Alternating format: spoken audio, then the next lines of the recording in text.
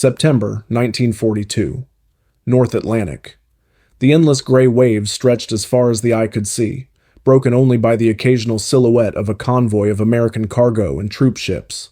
The USS Keeling, a modest destroyer, sliced through the cold waters, carrying James Mitchell, a young seaman barely 19 years old. His hands, raw from rope and cold steel, gripped the railing as he stared into the foggy horizon. Each ripple could hide a German U-boat waiting to strike. For months, the Atlantic had become a battlefield where survival depended on speed, vigilance, and sheer nerve. German submarines prowled beneath the waves, their torpedoes capable of turning a steel giant into floating debris within minutes. Convoys were lifelines for Europe, carrying food, weapons, and hope, and America had thrown everything into protecting them. James had signed up for glory, but now, staring at the gray expanse, he understood the weight of what he'd volunteered for. At dawn, the radio crackled. "Convoy spotted, bearing 080, the voice announced. A cold shiver ran down James's spine. The USS Keeling shifted, engines roaring as the captain ordered evasive maneuvers. Lookouts strained their eyes against the fog, scanning for any sign of a periscope or a torpedo wake. Every shadow on the horizon could mean death, and every silence felt heavier than gunfire. Hours passed in tense vigilance. Then the first torpedo struck. A distant explosion rocked the convoy, sending a wave of fear and adrenaline through the sailors. "Hit on the SS Normandy. Brace for impact." The destroyer surged forward, James's stomach lurching with every violent heave of the ship. Smoke and fire began rising from the damaged freighter. Crew members shouted orders over the roar of the sea, trying to save lives while avoiding becoming casualties themselves. James was assigned to man the depth charges. The cold metal bit his fingers as he loaded each one, knowing that a single mistake could cost not only his life but the lives of the entire convoy. German U-boats were clever, attacking from beneath the surface, leaving only fleeting glimpses of danger. The tension was constant. Every minute felt like a lifetime, every shadow a threat. As the hours crawled on, the Keeling engaged in cat-and-mouse maneuvers. Radar blips, sonar pings, and the constant threat of torpedoes made the Atlantic a deadly chessboard. James's thoughts drifted to home, his mother waiting in Ohio, his little sister's drawings pinned to the wall of his childhood room. He imagined letters from her, innocent and unaware of the horrors the ocean held. Each memory grounded him, gave him purpose, to survive, to protect the convoy, to do his part for the fight that had become the world's desperate heartbeat. By late afternoon, the fog began to lift slightly, revealing the destruction wrought by the Germans. Some ships had been sunk, others damaged, their crews clinging to life in the icy water. The Keeling had managed to escort the surviving vessels safely, but the cost was visible. Comrades lost, cargo destroyed, and the grim reminder that the Atlantic was far from tamed. James sat on the deck, shivering, soaked and exhausted, yet alive. He had faced death in its most silent, calculated form and had lived. For now. The captain's voice broke through the exhausted silence. "Good work today, men. Stay alert. They'll be back." James nodded, gripping his jacket tighter against the cold wind. The Battle of the Atlantic was far from over, and he understood now that this war at sea would test every ounce of courage America could muster.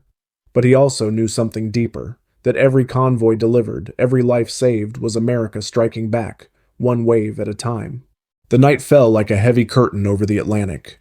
The Keeling cut through the dark waters, its silhouette barely visible against the black waves. Stars were hidden behind thick clouds, and the sea whispered with an almost sinister patience. James Mitchell's muscles ached from the long hours on deck, but exhaustion was a luxury he couldn't afford. Somewhere out there, a German U-boat prowled, waiting for the slightest misstep, the slightest lull in vigilance. The radio crackled with static. "Contacts reported bearing 120, closing fast." The tension on the bridge was palpable. The captain barked orders, the crew responding with practiced precision. Every sailor knew the stakes. A single torpedo could obliterate months of effort and lives alike. James gripped the railing, knuckles white, eyes scanning the horizon as sonar pings echoed beneath the waves like a heartbeat of doom. Suddenly, the water erupted. A torpedo slammed into a nearby freighter, throwing plumes of fire and debris skyward. Men screamed, some lost to the sea instantly, others scrambling to rescue comrades. James felt his stomach twist with a mix of fear and determination. He sprinted to the depth charge station, loading each one with trembling hands. Every second counted. The U-boat had to be stopped before it could strike again. The Keeling responded with practiced aggression. Depth charges were launched, sending violent waves and explosions into the cold depths. The ship shook with every blast, but the crew held firm. In the chaos, James spotted a young sailor struggling in the water, flailing as the current pulled him away from the ship. Without thinking, James dove into the freezing Atlantic. The shock of the water stole his breath, but adrenaline pushed him forward. He grabbed the sailor, fighting against the relentless waves, pulling him back toward the lifeline ropes thrown by the deckhands. Hours blurred together. Explosions lit the night in fleeting flashes, illuminating the terror and bravery etched on every face aboard the convoy. James's ears rang with the roar of engines, the pounding of shells, and the frantic shouts of men clinging to life. Somewhere beneath the surface, the U-boat maneuvered, clever and patient, waiting for another chance. But America's sailors were not easy prey. Every maneuver, every counterattack, every life saved was a statement. The United States would not yield, would not allow the enemy to choke the supply lines that fed Europe. By dawn, the sea had claimed some ships, but the convoy continued. James sat on the deck, shivering, salt water dripping from his hair, eyes bloodshot but burning with a quiet triumph. They had survived the night, fought back with courage, and kept the lifeline to Europe alive. The Atlantic had tested them, revealed the thin line between life and death, but the men of the Keeling had endured.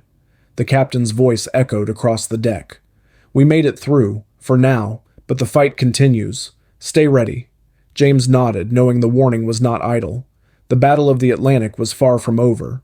U-boats would return, storms would batter the convoy, and the ocean would remain an unforgiving adversary. Yet in that moment, James felt the pulse of America itself, relentless, determined, and unbroken.